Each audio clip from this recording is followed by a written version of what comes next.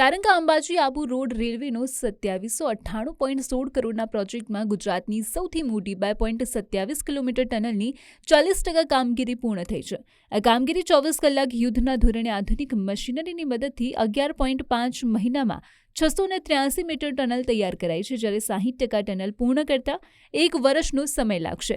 આ પ્રોજેક્ટ શરૂ થતાં ઉત્તર ગુજરાત સહિત ગુજરાત, રાજસ્થાનના લોકોને કનેક્ટિવિટીની સરળતા મળશે. તારંગા અંબાજી આબુ રોડ સુધીના નવા રેલવે લાઇન પ્રોજેક્ટ અંતર્ગત અંબાજી નજીક ચીખલા ખાતે ગુજરાતની સૌથી મોટી ટનલ લગભગ તૈયાર થઈ ગઈ છે. આ ટનલની કામગીરી 40% પૂર્ણ થઈ ગઈ છે. રેલવે સૂત્રોનું માનીએ તો અંદાજે 2028માં પ્રથમ રેલવે પાટા ઉપર દોડાવી ટેસ્ટિંગ કરવામાં આવશે.